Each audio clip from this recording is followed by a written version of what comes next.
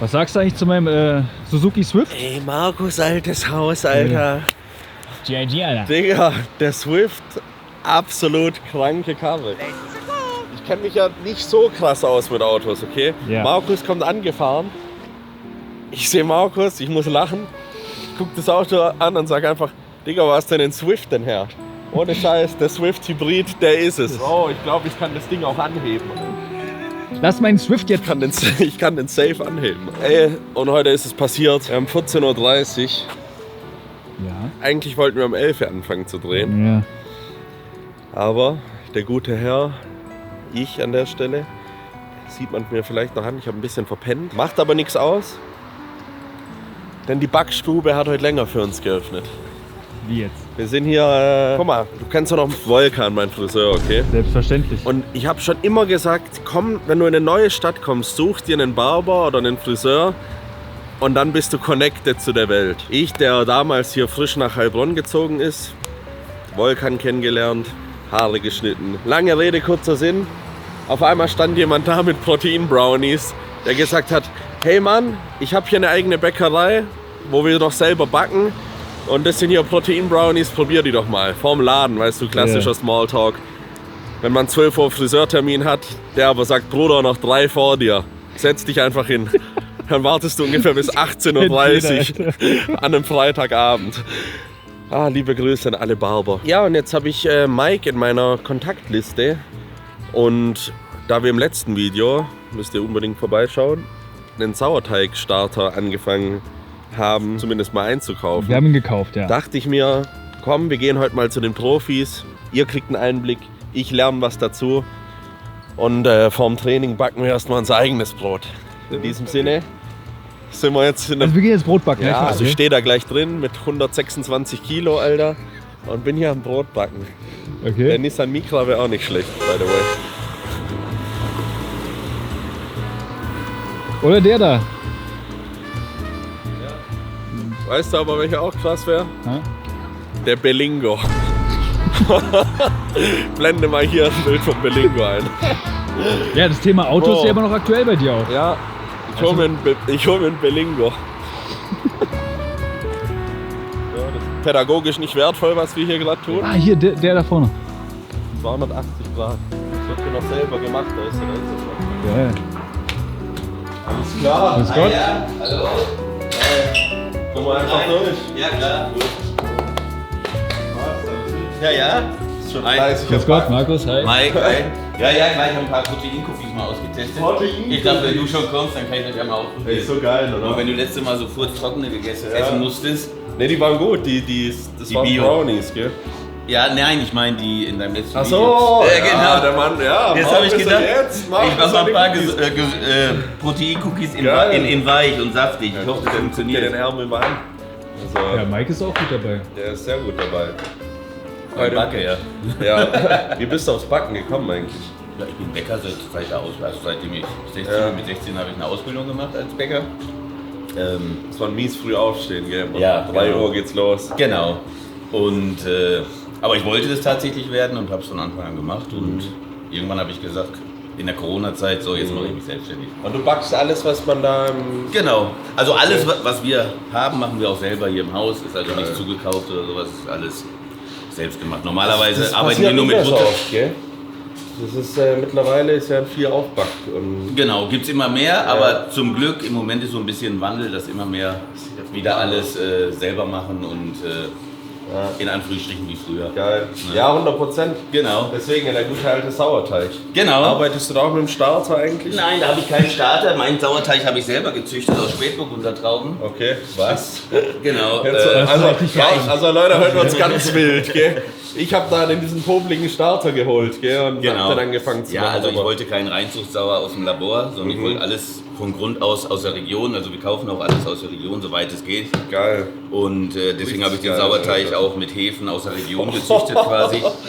Da ist jetzt für morgen der Sauerteig, der ist noch nicht ganz fertig, das ist die zweite Stufe. Das ist ja hier, um richtiges Sauerteigbrot zu backen, brauchst du ja Hefen, damit der Teig locker wird. Und das ist jetzt die zweite Stufe, morgen kommt dann nochmal die dritte, dann geht der richtig ab. Und du siehst ja hier die Lockerung. Und du riechst es auch. Ja, voll. Genau. Und das ist jetzt Da wird jetzt gerade Essigsäure gebildet, es gibt so ein Ja, bisschen genau. würzigen Geschmack. Ja. Morgen gibt es dann nochmal Milchsäure. Genau. Krass, oder? Und das mischt man dann mit dem Mehl sozusagen, Genau. für mein Verständnis. Genau. Also hier habe ich schon die Mehlsäcke gesehen. Open Bodybuilding Mehlsack. Und das hier ist der Dinkelsauerteig. Der ist nachher fürs Dinkelbrot, was wir machen.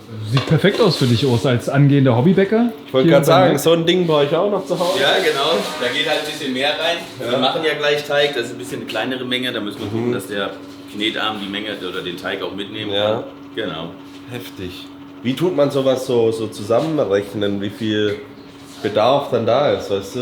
Also, ja, gut. Weil ich habe es ja gar nicht gecheckt. Da stand 1 Kilo Mehl. Ja. Ich habe das alles zusammengeschüttet und so. Wir blenden hier noch ein Bild ein von meinem Brot, by the way. Und dann war das auf einmal so ein Ding.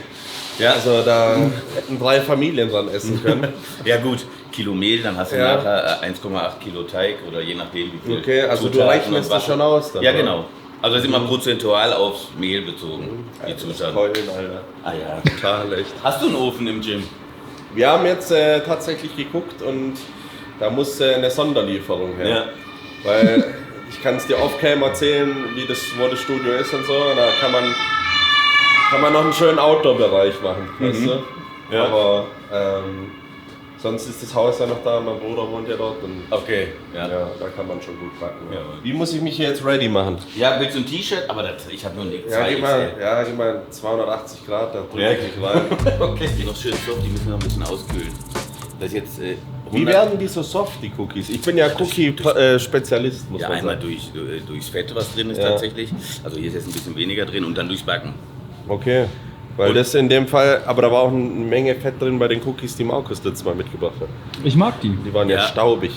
Genau, das waren deine. Genau, da kam die Krümel aus dem Mund. Ja, durchs Backen, weniger backen. Mhm, okay. Und dann werden sie so schön knatschig. Geil. Und die sind jetzt tatsächlich vegan. Oh, Also. Für Markus.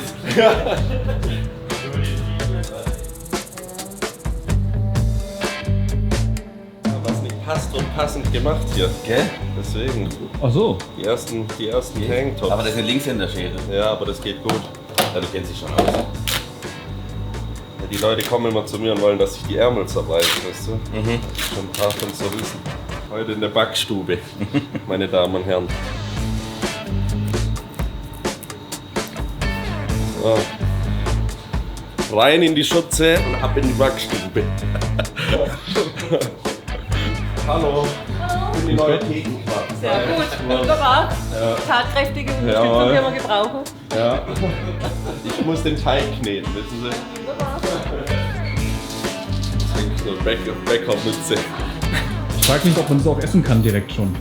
Ich weiß nicht, ob man das direkt essen kann, Mann. Ich weiß es Den nicht. Teig. Da werden schon Eier drin sein und so, gell? Nee, tatsächlich, die sind ja vegan. Ach, die auch vegan? Ja, genau, die sind komplett ohne Ei. Weil Ja, du bist doch vegan, aber.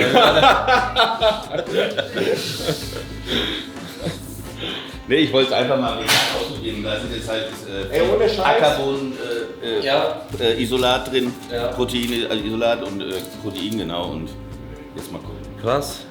Ich hoffe, du arbeitest sonst mit ESN hier. Wenn nicht, muss ich mal ein paar Kilo hier reinschicken. Also, ich habe ganz früher Brauchst du mal. was? Immer, aber ich habe Schick an die ganz Adresse. früher für morgen Care-Paket. den Pizzateig Ja, den allerersten. hast du gesagt, hier. Bei Moore hat er den Pizzateig gemacht, deswegen jetzt in die vegane Küche übergegangen. Aber Spaß beiseite, bei allem Veganismus-Spaß, den ich so drop auch, die veganen, süßen Geschichten sind richtig geil. Erstmals bei Bramibal Cookies probiert. Die Donuts waren mega, also müsst ihr mal vorbeigucken. Und Round and Edgy in Berlin, mein Lieblings-Cookie-Laden. Auch vegan, by the way. Und heute, guck mal, was wir hier zaubern jetzt. Wir haben jetzt ganz schön oft das Wort vegan benutzt. Ja. Da müssen wir jetzt aufpassen. Wir sind ja hier zum Brotbacken. Ich habe schon ein bisschen was vorbereitet. Ja, erzähl mal einfach. Also das wird ein Dinkel-Buchweizenbrot. Das haben wir jetzt in der Auslage tatsächlich gar nicht mehr liegen. Buchweizen, warum? Das ist einfach Frischhaltung Ja. und ist halt auch sehr gesund. Ja. Und hat halt kein Gluten. Und das wird ja dann... Das ist richtig geil. Ich liebe Genau, ja dadurch hast du ja im Buchweizen. Brot dann auch weniger. Ich bin großer Buchweizen-Fan. Genau, und unsere Brote stehen ja sowieso alle über Nacht. Ja. Und da wird ja sowieso diese ganzen Unverträglichkeiten Reizdarm, Ja, Blähbauch, ja. das wird da alles, kriegt man von unserem Brot eigentlich nicht. Generell Brot muss man, sorry, dass ich unterbreche, aber muss man eine Lanze brechen. Irgendwann ist so dem Bodybuilder oder im Kraftsport, Fitness, wie man es auch schimpfen will, ist so dieser Brot ist voll ungesund Ding geworden. Brot ist eine richtig geile Carbquelle in meinen Augen. In meiner ersten Offseason habe ich, glaube ich, jeden Morgen Brot gegessen. Und so. Und das ist deswegen nach wie vor, jetzt auch mit dem Sauerteig-Trend, den man so erlebt, denke ich mir, kann man auf jeden Fall da eine Lanze brechen und sagen, Brot ist doch ziemlich gut. Ja. Gerade auch wenn man mit Sauerteig arbeitet. Genau. Das ist halt eben noch. Gerade für die Verdauung Genau. etc., dass wir es auch sehen. Ich gebe dir nachher ein paar Brote mit. Mike, du weißt schon, ich bin alleine. Gell? Macht nichts. Unsere Brote sind schon relativ lange saftig und frisch, wenn man es richtig lagert. Und Wenn ich wir da sehen, die mach was Verdauung viel- funktioniert mach dann man- noch viel besser. Weil Ja. alle Teige, die morgen gebacken werden, die Brote, die Ja. stehen jetzt schon hinten in der Kühlung. Ja, das ist brutal. Also Ja. verdauungstechnisch sehr geil. Und wenn nicht, macht man es wie in Polen. Wenn die Brote alt sind, dann schmeißt man die in den Teich, dass die Fische kommen und dann. Ne, das ist gekochter Buchweizen. Ach, Das krass, kommt mit okay. dem Brot und das ist der Dinkelsauerteig. Und da lassen wir den Teig jetzt einfach mal laufen. Ja, let's go. Was heißt laufen lassen? Einfach laufen lassen, Digga. Ah, Das geht nicht. Das ist der Sauerteig. Ja. Das sieht schon anders aus als der. Ja, das ist jetzt auch ein Dinkelsauerteig. Ja, okay. Was du hattest, war ja wahrscheinlich ein Roggensauerteig. Ja. Und der Roggen gibt diese löchrige. Oder wie gerade, was du in der Wanne gezeigt hast. Ja, genau, der ist noch. Genau. Ein bisschen, okay. Genau. Wenn ich jetzt so einen Starter mir, weil wir müssen ja mal den Kreis schließen, so wie werde ich das jetzt in Zukunft in meiner kleinen Backstube machen? Also du willst einen Starter von mir mitnehmen Stark. und den musst du dann regelmäßig füttern. Ja. Wenn du jetzt mal was heißt das?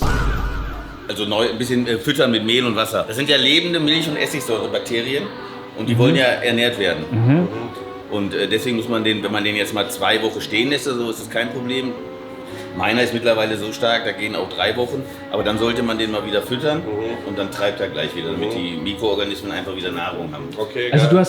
man hat dann permanent quasi so einen lebenden Sauerteig. Das ist ein lebender Sauerteig, Dann nimmst genau. du was raus und den Rest Genau. lässt du drin. Genau. Du weißt, Du musst ich wollte früher ein Haustier haben, aber jetzt habe ich einen Sauerteig und den kannst du, da musst du dich auch drum kümmern, als wär's dein Baby. Genau. Eine Ich Idee, jetzt. was Ja. ich auch, wir haben ja wirklich, ich habe wieder tausende Nachrichten bekommen, vielen Dank auch an der Stelle, mit Tutorials von Sauerteig, Ansätzen und sonst wie und dann haben ganz nette Leute geschrieben, ja, von meiner Gudrun kann ich dir mal was mitschicken und ich dachte so, was? Und jeder Starter hat dann auch seinen Namen, weißt du, deswegen müssen wir uns dafür auch einen Namen überlegen für meinen Starter. Sauerteig, den Starter, den züchtest du schon, weil den musst du ja immer zum Brot hinzugeben. Also ich bin jetzt auch im Game. Ich stell mir das gerade so vor, weißt du, andere haben ein Haustier, eine Pflanze, du hast so deine eigenen Sauerteig. Ja, genau, der steht dann irgendwo rum und ey, da gibt's Leute, die haben so, ich kann dir von meinem 5-Jährigen was schicken.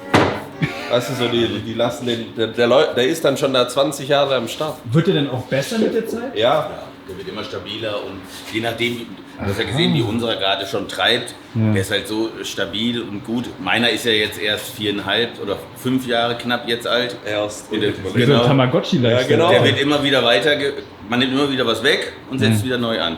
Aha. Genau, und dadurch werden faszinierend. diese Hefen und diese ganzen Mikroorganismen immer wieder weiter gezüchtet. Und das ist auch ganz faszinierend, wenn du die Temperaturen nicht einhältst, wie das Spiel wie die Aromen sich verändern. Wenn man mal zu warm schüttet oder zu kalt, das ist ganz extrem. Krass. Voll geil. Ja. So, Achtung, also Wasser ist drin, Mehl ist drin, können wir laufen lassen. Feuer frei. Genau, das ist jetzt der Dinkel, der läuft nur im langsamen Gang, so ungefähr 10 Minuten. Da wird das jetzt noch zu weit. Oh, aber für vegan echt gut. Danke. Das ist ein richtiger Cookie, nicht den Trash, den du letztes Mal mitgenommen hast. Richtig lecker. Okay. Auch nicht so süß. Und der hat jetzt 27 Gramm auf 100 Gramm. Eiweiß. Ja. Krass. Was? 0 Gramm Zucker, also Erythrit und Alter. aber Kohlenhydrate sind also rein kalkulatorisch auf 100 Gramm. Also Ja, Mike, ich glaube in 24 Zukunft musst du ein bisschen mehr backen, weil die Leute werden nicht hier die Bude einrennen, das sage ich dir jetzt schon. Support your local, muss ich immer wieder sagen.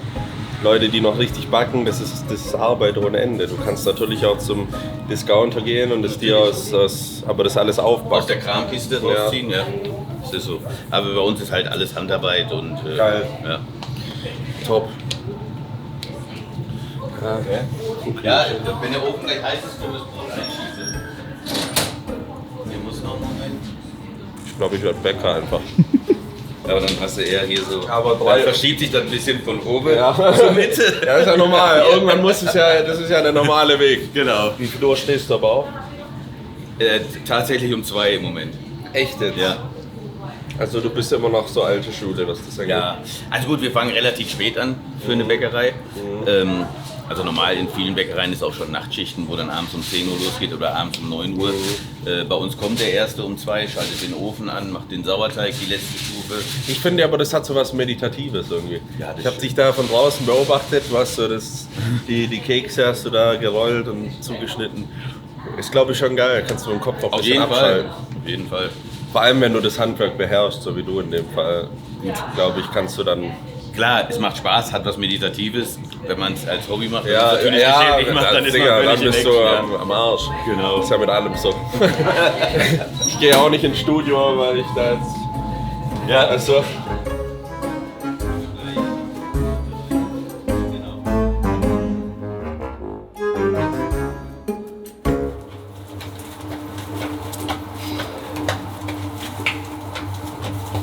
Jetzt ist unser Teig fertig, hier sieht man. Der ist jetzt schön ausgeknetet, hier zieh mal. Das ist ja jetzt ein Dinkel, da merkst du, wie der Kleber sich so ein bisschen, wie das schön dünn ausziehen kannst. Ich merke schon, bei dir sitzen die Handgriffe. Ja, das ist ja klar. Und dass das nicht klebt, musst du immer... Ja, immer viel bewegen. Ja, okay. Genau. Okay. Sonst hält er dich fest und dann lässt er dich nicht mehr los. Ja, so geht's Finanzen. Ja, da können wir ein Lied von singen. Damit kenne ich mich dann wieder ein bisschen besser aus. Okay.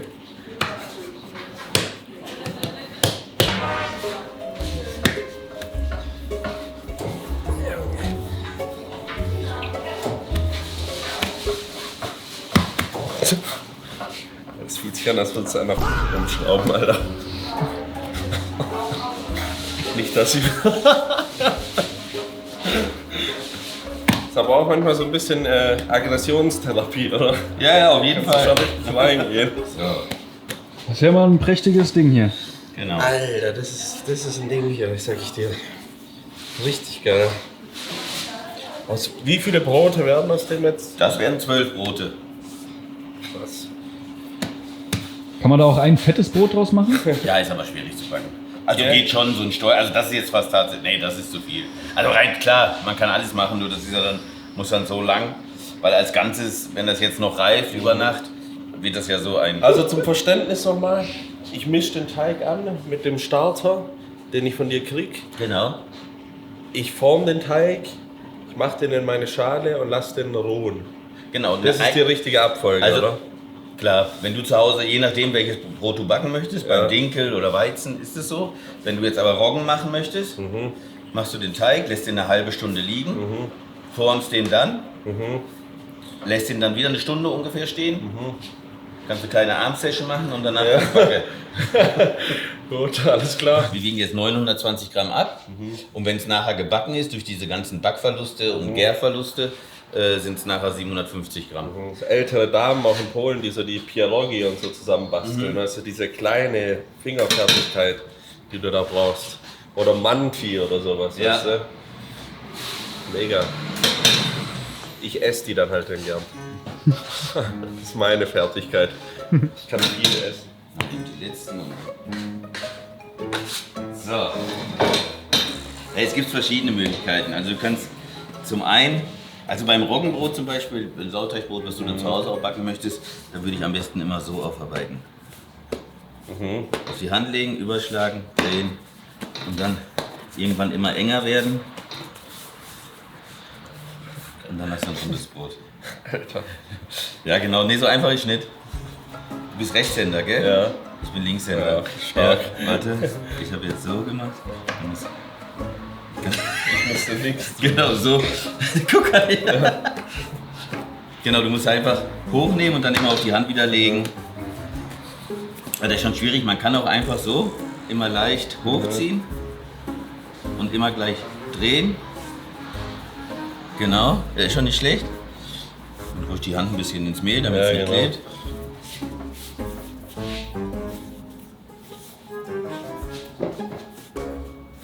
Ja, das sieht schon gut aus. Ja, ist eigentlich genau richtig, nur du drehst es jetzt falsch rum. Du drehst ja immer nach innen und ich drehe es nach außen. Okay. Du kannst auch die zweite Hand dazu nehmen und immer gegen die Hand drücken. Ah, okay, ja. Da muss das ein Flow gehen. Genau. Ich knete ja auch gern Sachen, weißt du? Gell? Ja. Genau. Ja, das sieht super aus. Das kannst du dann auch in das Gärkörbchen legen. Genau. So, dann das nächste. Oh, Findus. Kaufe ich dich. Immer innen nach innen. Ja, genau. Ja. Ja. Und dann den wieder Bewegung kenne ich. Genau. Und dann immer mehr, quasi immer die oberste Haut so ein bisschen stramm ziehen. Das ist so falsch schon. Ein bisschen strammer ziehen die obere Haut, Okay. weil da mit der Spannung reinkommt. Ja. Komm, Boris, du weißt doch, wie das geht. Stramm ziehen. So. Ja, woran denkt ihr jetzt? Na, Was ist das hier? Bart? Brot mit dem Topping. 500 Gramm, ja, Bart Simpson Auge, genau. Was gibt's denn hier mit Code Polacco? Was machen wir? Protein-Cookies. Ja, okay. Es gibt für jeden, der mitkommt und sagt, hier, der kommt von Polacco, gibt's hier noch einen Protein-Cookie gratis. Ich weiß Hast du nicht, schon ob das, 5000 Stück vorbereitet? Bis jetzt Mike kommt so morgens zur Arbeit, so denkt sich nichts Böses, haben wir so eine riesen Schlange, als wäre das neue iPhone draußen. Aber So tatsächlich steht hier immer, also alle 2-3 Tage jemand mit einer Miracle Bear Jacke. Echt jetzt? Mit der weißen noch. Geil. Ja, steht Geil. da immer vor der Tür. Ich hab's Volkan tatsächlich Ja, mal geschickt. ach stimmt, ja. Okay. So, hier sind jetzt die Brote. Die müssen jetzt noch mal über Nacht ruhen im Ja. Kühlschrank und sind morgen früh um 5 Uhr dann backfertig, sodass wir sie schieben können. Aber wir hatten ja schon welche vorbereitet, die sind dann schon. aber warte mal, diese Protein-Cookie-Aktion, gilt die jetzt oder? Die gilt. Ich gleich erstmal Mike fragen. Ob die, mit dem Zusatz nur solange der Vorrat reicht. Ja, genau. Okay. Genau, ich muss ja erstmal backen, dann muss ich ja morgen backen. Ach gut, wann kommt das Video? Sonntag. Sonntag. Immer wieder sonntags, also montags startest du schön in die neue Woche. Genau. Stehen hier auch immer lauter Scheiße, gell? Ochsen.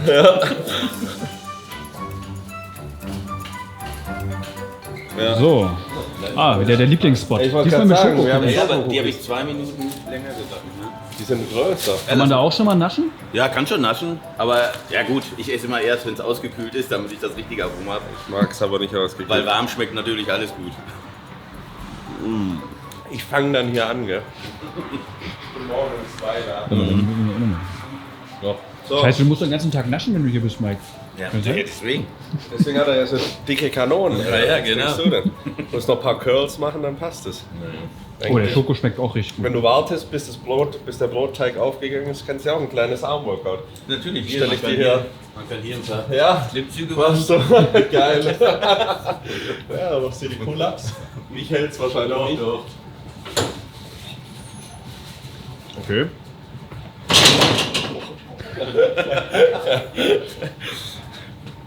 Ja, aber da wir jetzt hier nicht übernachten wollten, haben wir, oder ich sag schon wir, ich habe gar nichts gemacht.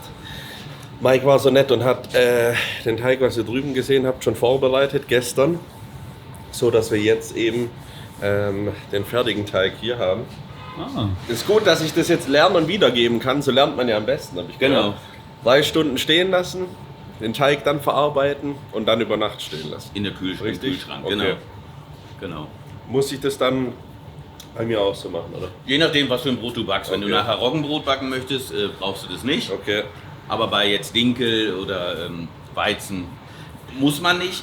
Tut dem Brot aber gut und tut dir nachher auch gut, weil du es nachher viel besser verstoffwechseln und viel besser vertrauen kannst. Backst du aber auch nicht tatsächlich. Nein, nein, das zeige ich dir jetzt. Du kannst Gedanken lesen, Bro. Auf euch. So, Achtung, jetzt muss ich mal den Schießer runterfahren. Oh, da muss ich.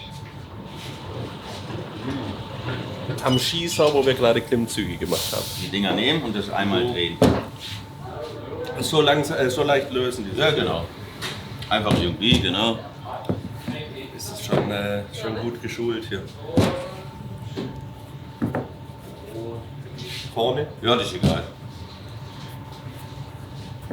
Wie mache ich mich als Geselle? Nicht schlecht.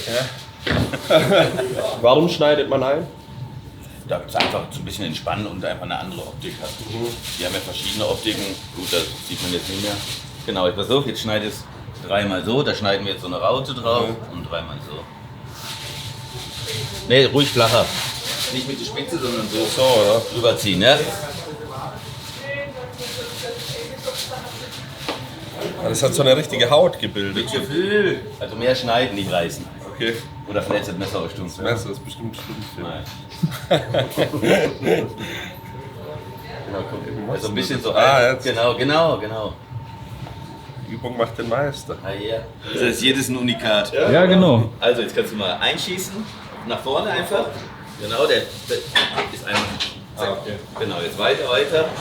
Bis hier dieses einrastet hier vorne. Und weiter. So, jetzt wieder raus. Jetzt auch weiter. Eingeschossen, meine Damen und Herren.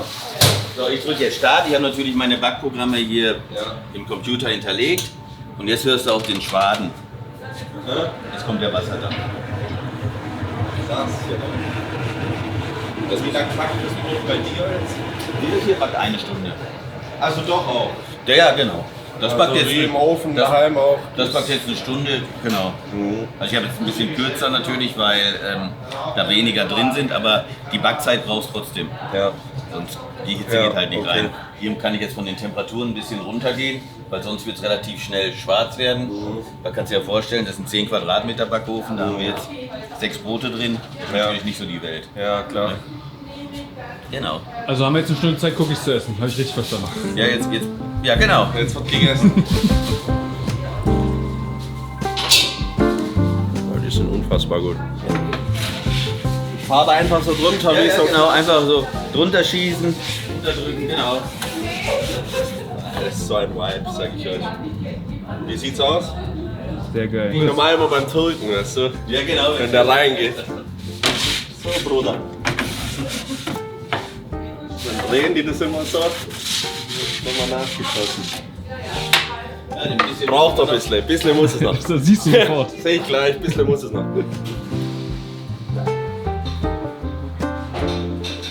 So, hier sind jetzt mal ein paar Brote für dich, Urs, zum Mitnehmen. Das ist jetzt hier das 100% Roggenbrot. Ja. Das ist reiner mit dem 3-Stufen-Sauer, den wir uns heute schon angeguckt Du haben. gesagt hast, Saueranteil ist sehr hoch. Genau. Ja. Hat so eine Frischhaltung von 7 Tagen. Wenn du das 7, 8 Tage, wenn du es zu Hause angeschnitten hast, lässt es einfach in der Tüte und schnell stellst es auf den Anschnitt. Jetzt, das ist ja auch ein goldener Tipp. Okay, Genau. und dann bleibt das Brot frisch. Bleibt Brot Weil frisch, es genau. In der versiegelt ist, Tüte, so. die Kruste bleibt schön. Ja, okay. Klar, irgendwo altert das Brot, Ja. aber es reift auch. Ja. Ne? Wie ein guter Wein. Ja, okay. Einfach auf den Anschnitt stellen, der kann schon ein bisschen trocken werden, aber du wirst sehen, du kannst es trotzdem noch essen. Das ist ein Porridge-Brot, das ist mit gekochten Haferflocken Echt jetzt? und Steinmühlenmehl, genau. Krass. Ist eher so ein bisschen ist von innen schön fleischig, saftig. Wie du den kannst du mal probieren. Dann haben wir das Dinkel-Buchweizen, was wir auch gerade gebacken haben. Okay. Da ist 80% Dinkel, 20% Buchweizen. Ja. Genau, mit Dinkelsauerteig. Das hier hat Weizensauerteig, Roggensauerteig. Und dann haben wir hier noch ein Geil. Dinkel-Vollkorn. Geil. Der ist mit Kürbiskern hier aus der Region auch, aus Laufen am Neckar. Und 100% Dinkel-Vollkorn. Geil. Da werden wir uns gleich köstlich durchprobieren. Ah, ja. Mike, vielen Dank schon mal. Zu danken, Für den kleinen Exkurs hier in die Backstube. Also wirklich, das war richtig erfrischend heute. Schön, freut mich. Und Leute, ihr auf jeden Fall 280 Grad Heilbronn abchecken. Link ist in der Videobeschreibung und ja, Holt euch den Cookie. holt euch das Brot und fangt an, euer Sauerteig zu machen. So ist es. Markus kommt gar nicht klar auf die Cookies, gell? Digga, ich lasse dir ein paar Kilo Eiweiß zukommen dann, gell? Ja, alles gut. Für als Dank hierfür und für die Cookies dann. Super, freut mich. Geil. Kann ich gebrauchen. Bisschen Kreatin musst du auch mal rein, Babbig. Was? Du bist doch geisteskrank. Ich habe alles. Ja, hast du reingemacht. Ach so, ins Brot? Ja. Nein, ich dachte bei mir ins Eiweiß. Ja, das wäre mal was. Das ist doch eine Das Marketinglücke. Kreatinbrot. Genau, Kreatinbrot. Aber wie jetzt fällt es beim Backen? Brot. Wie verhält sich das? Beim Backen Kreatin. Ey, jetzt weiß habe ich nicht. dem. Ich weiß ganz genau, irgendwann nächste Woche klingelt mein Telefon, ich lese Mike, okay. Er hat's getan. Kreatinbrot, ja. Die Bude brennt, Urs. Ja, 2 Scheiben sind 6 Gramm Kreatin. Ja. Boah, aber ja, Das krass. wäre gut, oder? Ja, krass. Aber guck mal, was ich mir immer denke. Ich habe ein bisschen gesehen, okay, wer kommt hier rein? Überwiegend halt ältere Herrschaften, weil die noch richtig dieses Handwerk kennen, verstehen und unterstützen. Genau. Und gerade wenn die auch dann irgendwie durchs Brot Kreatin aufnehmen würden, theoretisch, hätten die ja einen Benefit davor. Aber die würden ja niemals die Kreatinkapsel nehmen. Die denken ja, das ist und noch weniger das Pulver. so, genau. Ja. Deswegen, und du kennst ja mittlerweile die Vorteile von Klar, Kreatin, das ist logisch. ja total, gerade für Logisch. Ältere. Ja. Ja, das ist schon eine gute Sache. Deswegen, let him cook. Let him bake in dem Fall. So, da kommst du raus mit den Tüten und kannst direkt in den Bus eigentlich. Ja, genau. Der Busfahrer. Ey, aber geile Erfahrung, Mann. Ich hab Mega, echt oder? dazugelernt. Ja. Ja, ich mag das. Also mich in neue Themengebiete stürzen und mal richtig der Noob sein, Ja. das war schon was.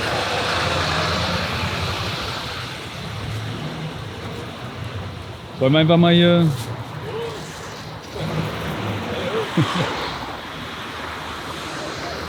Was geht?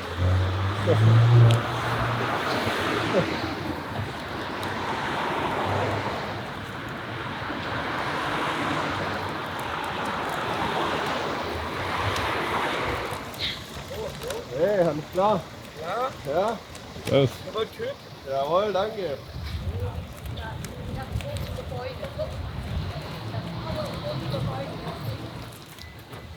Also, ich wollte gerade warten, bis du Kofferraum aufmachst. Ja, aber ich habe leider nur 2 Knöpfe hier, da geht nichts Sorry, mehr. Markus, wie geht denn das? Boah, kannst du da bitte einfach mal reinbeißen, Mann?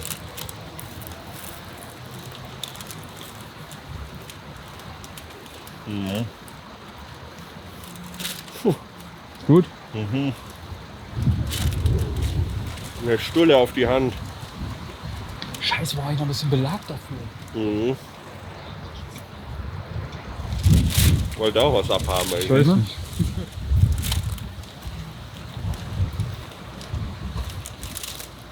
Das ist extrem geil. Bruder, mit dir das Brot zu brechen. Das hat schon was, gell? Geil. Digga, wir haben ungefähr 580 Cookies. Also, was geht, Jungs? Wollt ihr ein paar Cookies haben? Was für Cookies? Bruder, wir haben viel zu viele hier. Ich bin unterwegs jetzt. Schokolade, ja. Willst du Krass. probieren? Nein, aber danke. Sag dir. Voll korrekt von dir, danke. Allein. Mach's gut. So. Jetzt gibt es aber erstmal ein bisschen Sauerteig in den Helm. Mit einem bisschen Hühnerbrust. Dass wir auch genug Energie beim Training haben. Wir haben es ja vorher schon anprobiert. Na, haben wir kein Brotmesser? Ja, Alter. Aber es geht auch so. Gut. Die Technik ist es.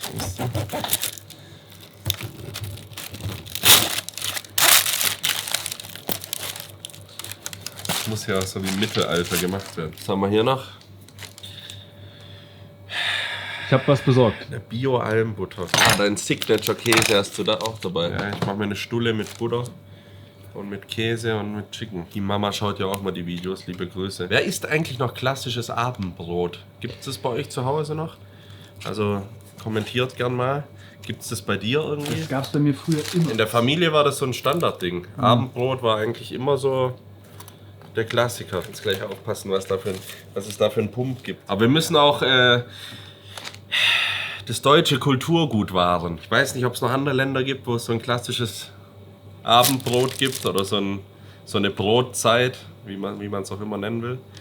Aber da ist unsere deutsche Kultur schon cool. Mehr Allmann geht nicht. Gut.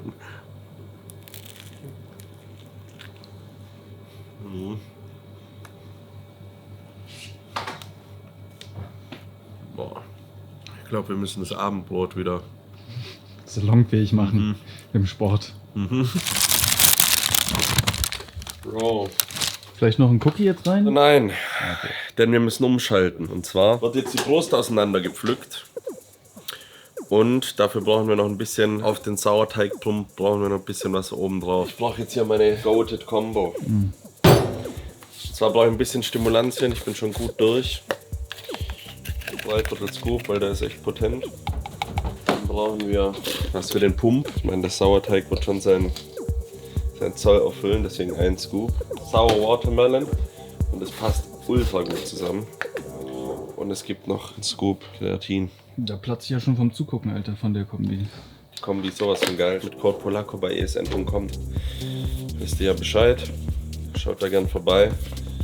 Und wir geben jetzt Gas. Das Ding wird inhaliert. Dann steht heute an, erst Trizeps, dann Brust und dann seitliche Schulter.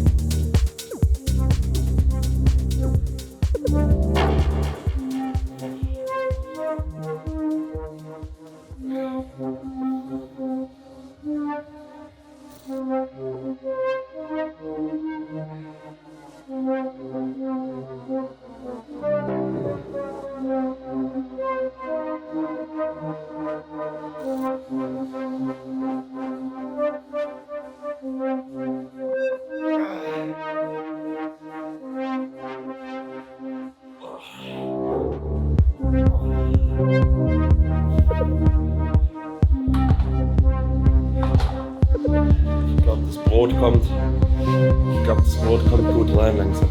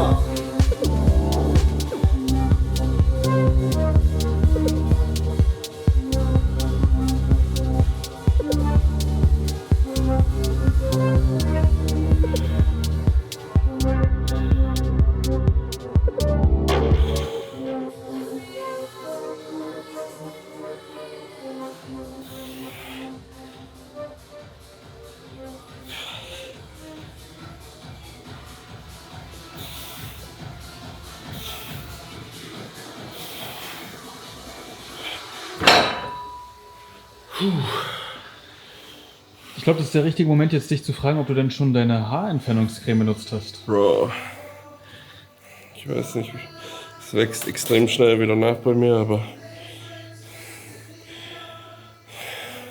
Also, das ist mit Haarentfernungscreme. Bro, es war glatt, aber 3 Tage später ist halt wieder was da. Also Fazit? Fazit funktioniert, stinkt aber extrem. Also lieber nicht am Abend kurz vorher, bevor man ein Date hat, dann drauf machen? Nee, du riechst gut. Wie? Aber da ist schon so Parfüm und Duftstoffe drin. Also deine Haut riecht gut, das habe ich schon abgecheckt. Ah. Aber wahrscheinlich dieser chemische Prozess stinkt. Und ja, hat halt irgendwie nach Verwesung gerochen.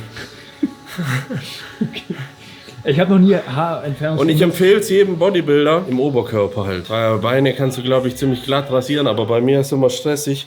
Digga, ich habe Titten wie ein Gebirge, Alter. Und wenn du hier seitlich an der Brust rasieren musst, ja, bleibst du immer so dran hängen. First World Problems, you know, man. Und da eignet sich die Creme sehr gut, weil die machst du einfach drauf, wartest 10 Minuten, tust die mit dem Tuch oder mit dem, da ist so ein Schaber mit dabei, kannst du es so abreiben. Ja, das sind Themen, die die Welt bewegen, da muss man drüber reden. Ja, so ein Schaber. Ja, ich meine, den Arsch rasierst du mir ja immer, deswegen ist das kein Problem. Ich sehe ab und zu so Reels, also eigentlich ganz anderes Thema, da geht es um Kinder zeigen oder nicht zeigen auf Social Media, was weiß ich. Und dann siehst du so, wie KI so einen Kreis erstellt mit so 50 Leuten, 500 Leuten, 5000 Leuten und dann so 20.000 Leuten oder so. Und das ist so wahnsinnig viel. Und wenn ich mir jetzt denke, das erreicht ungefähr, keine Ahnung, zwischen 300.000 und 800.000 Leute. Das ist schwer vorstellen. Hey, aber jeder muss sich rasieren und jeder muss, muss da auch gut beraten werden, weißt du? Apropos KI-Bilder, ich habe dir letztens auch... Oh ja, meine es ging Familie. Es ging ja dieser Trend rum mit Influencer, wird so eine KI-generierte Familie gezeigt. Ja, blend das Bild mal hier ein. Ich blende Wir mal haben das deins so hier viele ein. geschickt, Alter. Auch auf WhatsApp so Leute von früher und so. Hast du auch das gesehen, was sie von Knossi erstellt haben? Aber ich muss sagen, es hätte dich schon gefittet. So eine... Ja, so eine Blondine. Na, generell So eine einfach. blonde Mami. Nein, Mann, generell. Ja, das ich weiß schon, Familienvater-Ding. die blonde Range Rover Mami an meiner Seite. Check schon. Nee, Alter, die Kinder sahen aus, als hätten die einen Permabalg gemacht. Oder ein bisschen zu viel Sauerteigbrot gegessen. Ja. Oder die Mutti hat während der Schwangerschaft was anderes gefälschert, Alter. Noch aufwärmen, oder? Ja.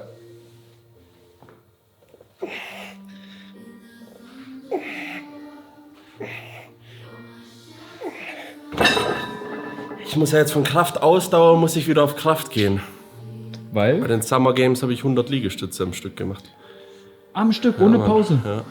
Glaube ich nicht. Doch, musst du reinziehen. Ehrlich jetzt? Hätte ich nie gedacht. Ja, ich meine, selbst ich schaffe ja vielleicht 50 oder so, aber willst du mit 120 Willst du mir sagen, selbst du, Ding, gell? Mann, ich wiege 50 Kilo Du, weniger als du. High Rocks Nein, Weltmeister. von Körpergewichtsübungen her müsste ich ja deutlich besser sein Ja, als selbst aber Arda hat gesagt, er schafft, wenn überhaupt, genauso viel. du. Ja, deswegen ja. Also da kann man hier über Bodybuilder erzählen, was man will, aber Relativkraft ist trotzdem 100. da. Ja. Was für eine Ausführung? Bist du da hochgedippt? Nein. Ganz fix. Bro, wenn du 200 Kilo auf der Bank drückst, kannst du schon 100 Liegestütze.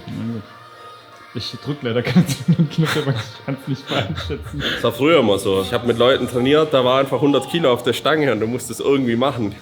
Ich wollte nicht abräumen, sondern die haben halt so viel gespottet, wie du halt drücken kannst. Alter, das ist auch so ein Ding, habe ich mich auch mit Dennis drüber unterhalten, das kannst du eigentlich keinem erzählen. Das war so die ganze Mindset-Kultur, was man da so aufgebaut hat, also die war eine völlig andere. Also ich weiß nicht, ob es gut oder schlecht ist, wird bestimmt auch irgendwo jetzt gut sein, so wie es ist, aber das war schon geisteskrank. Wie ehrfürchtig ich auch immer im Studio war. Also ich bin da echt so reingekommen und war der Dünnste und das war so, boah, ja. Also ich habe mir nicht gefragt, ob das jetzt was bringt, was die machen oder so, aber ich war so, boah krass, das funktioniert schon, was die machen so. Und dann bist du da, das war wie in so einer Gang, Alter. Dann bist du so einmal die Woche gekommen, dann bist du öfters gekommen und dann irgendwann haben die dir auch einen Blick rübergeworfen und so. Und dann langsam aber sicher, weißt du, dann hat man sich die Hand gegeben und so und dann irgendwann nach einem halben Jahr haben die mal mit dir geredet und nach so einem Jahr durftest du dann nochmal irgendwie mittrainieren oder so. Und das war schon geil, ich sag dir ehrlich.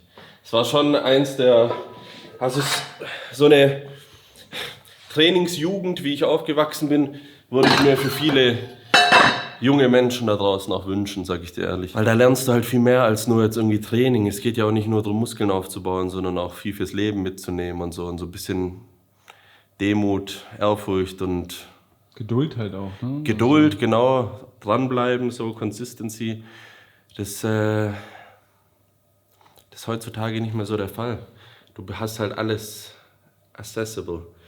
Also kannst auf alles zugreifen. So. Und das ist schon irgendwo auch cool, aber ich bin auf jeden Fall Fan davon, wenn ich noch so zum Peter gehe, also Peter Kettler aus Stuttgart, Kettler Studio, wo ich früher auch mich auf die deutschen Meisterschaften vorbereitet habe und so. Ist noch so Inhaber geführt und da hast du da ist noch so der Vibe ein bisschen da und das ist schon cool. Wohingegen du in Ketten halt einfach, ja, anonym trainieren gehst sozusagen. Oder du lebst halt im Studio. Kurzer Exkurs dazu, weil es gerade gut reingefittet hat. Letzten Endes aber kann man überall gleich Muskeln aufbauen, denn worauf es ankommt, ist der Kopf und der Wille. So, der Wille auch, wenn draußen Schnee liegt oder es regnet, irgendwie mit der U5 ins Training zu fahren oder ja. Apropos U5, freust du dich denn schon wieder auf dein Comeback in Berlin jetzt am Das Wochenende? Comeback wird witzig. Ich freue mich schon.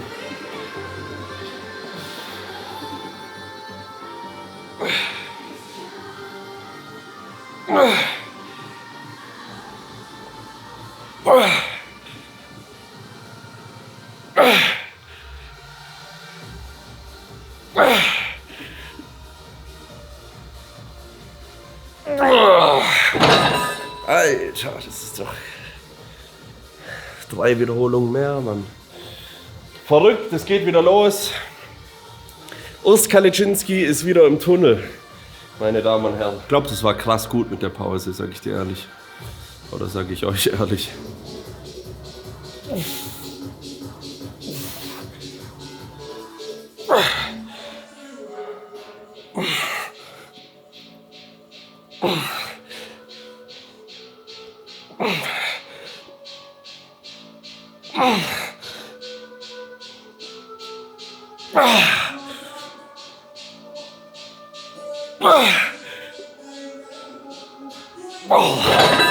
Alter.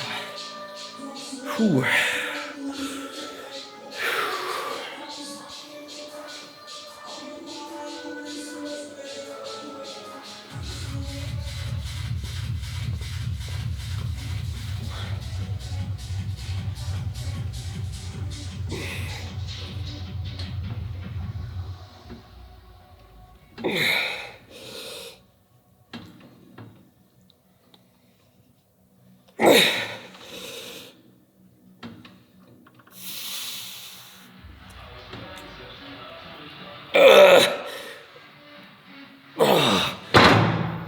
Oh, fuck. Puh. Oh.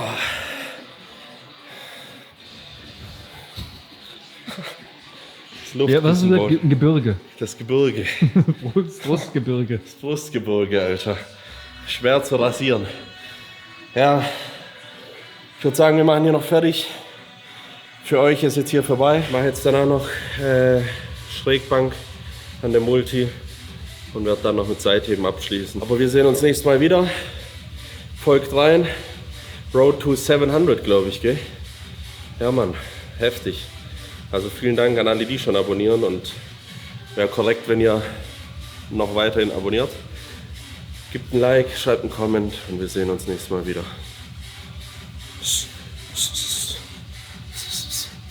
Bis demnächst in High Bronx. High Bronx City, man. You know it's the city of God.